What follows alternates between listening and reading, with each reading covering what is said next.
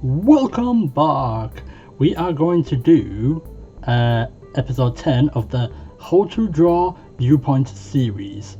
Now, I'm going to just continue making the eye blink. As you can see here, I'm just scrolling back and forth. So yeah, let me... that looks okay. Yeah, let's put some ruler guides in for the eyebrows, because I don't want to put them too low. So yeah, let me put another one in. And I'm also gonna go and lock the guides. So if you go to the top here, right, go down here. Oh wait, yeah, there we go. The lock guides, there we go. Right, okay. Now then, I think that's it. Yeah, let's go and zoom in. That's another thing. Yeah, keep forgetting to zoom in. Right. I'm just trying to measure it out so it doesn't look strange. Now, I'm gonna go and double click on that and copy and paste it. Right, this might take a while because sometimes you can click the wrong part by accident. So yeah, make sure that you click everything you need to, because sometimes you can copy and paste less than what you need. And obviously we're going to be putting it on a different layer so they're not getting in the way of each other. And then we're going to move it down so that we can match it with the other eye. I tend to find it easier to color code it red at first, so we are going to do that. There we go. Right, yeah, let me just adjust it and go backwards and forwards in the frames. Yeah, that looks alright to me. I might change it. Yeah, let's move it a little bit more. Yeah, that looks a lot better. Now I just realized I need to move the bottom eyelid up a little bit, so I'll do that in a minute. So, yeah, that looks okay to me. Now, yeah, let's stretch it out. So, right, yeah, I think we can start making the bottom eyelid. Yeah, let's go and highlight everything we need even, and copy and paste it in the other layer so that it doesn't get in the way. And also we're going to colour it red as well. Let's move it up a little bit. Right, okay.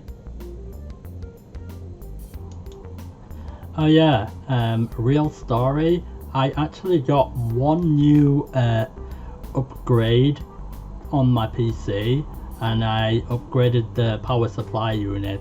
I used to have a bronze certified power supply unit, but it was like 6 years old, so I decided to get a new one, which is from Box Limited, and it's a titanium power supply unit, and it's got at least 92% efficiency, so that's actually really good compared to like 82% efficiency which the bronze one had. So that's actually very good. Also, it runs at 1000 watts an hour, but that's if you're gaming at ultra high settings. So, you know, it's because I need to upgrade the power supply unit in order to get a new graphics card or a new power supply unit. I mean, no, not power supply unit, a new CPU, you know, control processor unit. But there you go.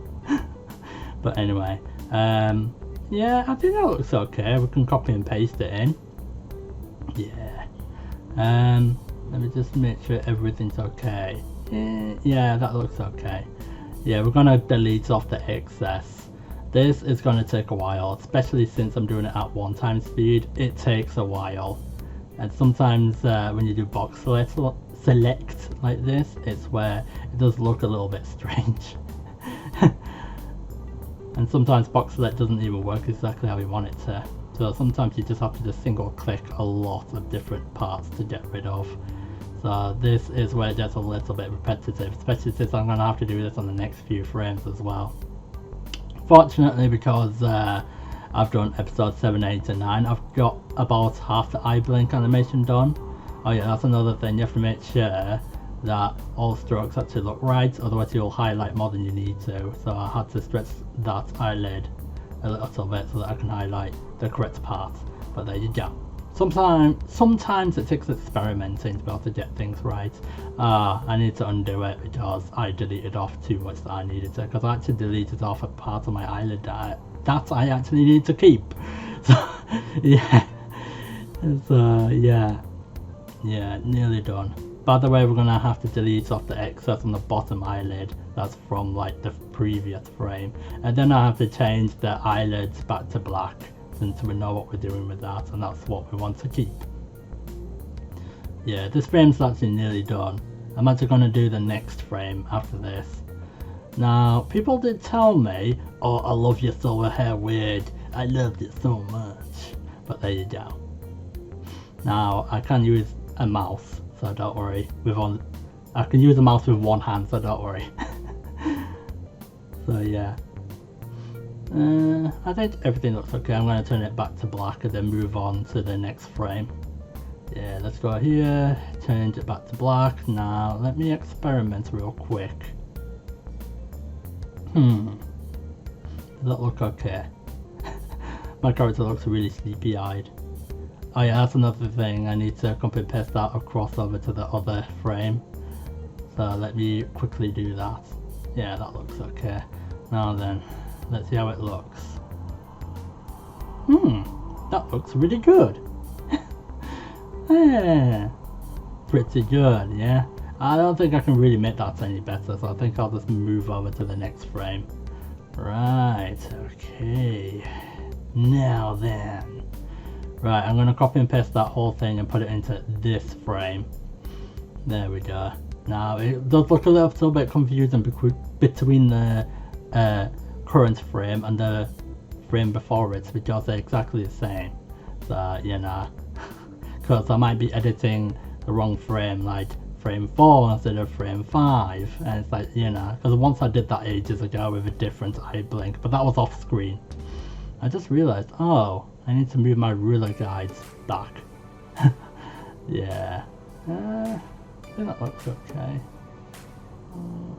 I'm just trying to make sure that I don't pull the eyebrows too low down, because you wouldn't see eyebrows on where the eyelids are in reality, so I'm trying to make sure that actually looks okay.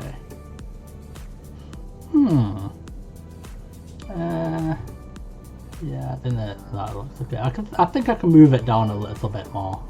Yeah, but I think from this frame onwards, we're not going to move it down any more than this. Oh yeah, I'm going to go turn onion skin on. I keep forgetting to turn it on and turn it off. The problem with onion skin is that you have to keep turning it on and off, on and off, on and off, and it gets really annoying. That's the problem. That's another thing with flash animations, or anything similar to it. But yeah, I did receive a comment saying, oh, are your tutorials compatible with this software? It's like, yes, they are. So, you know, you can still use my tutorial teachings to your advantage if you're doing iBlink or something else with other animation software. I have heard there's a free one you can get called Toon Boom, but I've not used it myself, so that's the only thing. There's a lot of animation softwares I've never used before. Yeah, I'm going to go and color that red for the new part. I'm going to move it down. Yeah, I need to shrink that just a little bit. So yeah. Yeah, we have to make that look right, otherwise it's going to look a bit strange. I think that looks okay. I am doing that 1x speed. If this was 4x speed, this video would be over in about 4 or 5 minutes. So yeah, people did tell me, oh, most people have low attention spans, so don't make videos which are longer than 15 minutes long. I was like, to be fair though, I did make a video on Streets of Rage 4, and one of them was like over half an hour long. In fact, I've got a few Streets of Rage 4 videos which have videos which are over half an hour long. Some of them are FaceTime related and some of them are not, but you know. So it's like, you know, I don't know. I've still not finished everything I want to on Streets of Rage 4 because I haven't actually finished off showcasing all the alternate attacks, because I've only showcased the Streets of Rage 4 characters but not Zan or Skate or Rue's alternate attacks. I still haven't showed their ones yet, so that's another thing. But anyway, Yeah, I think we're doing pretty well here. Let's go and copy and paste it over and then delete the excess off. Oh, this takes a while as well.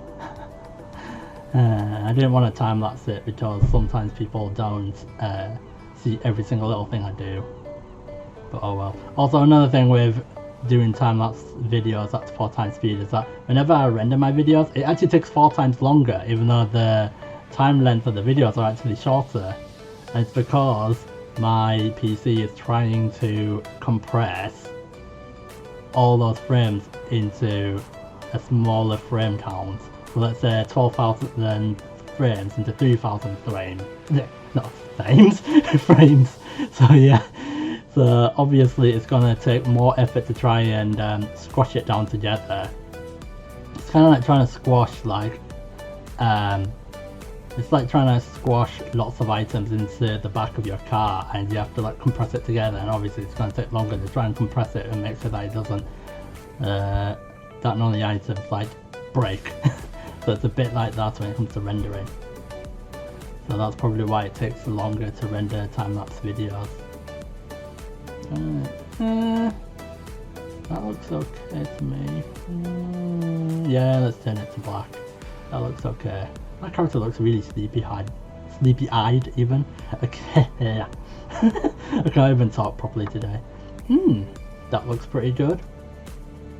Yeah, that looks really good. Now I need to do it for the other eye. Yeah, let's save it. I don't want to lose that. Right. Now this does get a little bit repetitive, that's the thing. Especially when you're doing it at 1 time speed. Someone did ask me, oh, you're gonna do live streams at some point, and it's where I did reply to his comment, and don't worry, it's a nice person, and it's where I did tell him maybe, but the problem with me is that I tend to get interrupted a lot, so I don't think I should, at least not right now. And it's where another thing is that I don't think anyone's gonna want to watch me draw or play something at like 2 AM in the morning, because most people who watch me are from different countries. In fact, some of the first few subscribers I ever got on YouTube happened to be from Brazil. I actually like Brazilian people because some Brazilians have English as their second language, so that's why they can understand what I'm actually making. And also the first few subscribers I got are also animators on their own channels as well, so I think that's why. Anyway, I think that looks okay. The problem with them, what's it called, onion skin, is that it does get in the way a little bit. So you just have to mind out not to get confused. So it does look a little bit blurry. Yeah, let's move it across into this layer. Right. Yeah, now we're gonna have to delete the excess off. Right. That looks okay. Yeah, that looks okay to me. Yeah, this is gonna take a while. I think I'm gonna end off the video very soon because I only wanted to finish off the frame before and this frame, and that's it. So I think for the episode 11, I'll just finish off the last 2 frames and then just showcase how my character eye blink looks like, and then you can use those teachings in your own animation softwares. So yeah, I'm surprised that I've been getting a lot of views on my Legend of Zelda related videos, because it's like there was a few Legend of Zelda videos I made, and it's where we've got like over 300 views, whereas my art tutorial videos are not getting that many views. It's getting about 50 views, which is good. It's just that the Legend of Zelda ones are getting way more. So I was like, I feel like this video making right now is going to be quite underrated compared to like the rest of my channel, especially since these videos are actually requested. That looks really good. I think in episode 11 I'll make the last 2 frames by far. So I think that'll do. I don't see any errors that I've made along the way. Yeah, we're very close to being done. Anyway, I'll see you guys and girls next time. Thank you for watching the video. If you want to actually show your support, you may tick like, share, or subscribe to my channel. You can even do all three of them if you want to. So yeah, and with that, I'll end off the video. So thanks you for watching.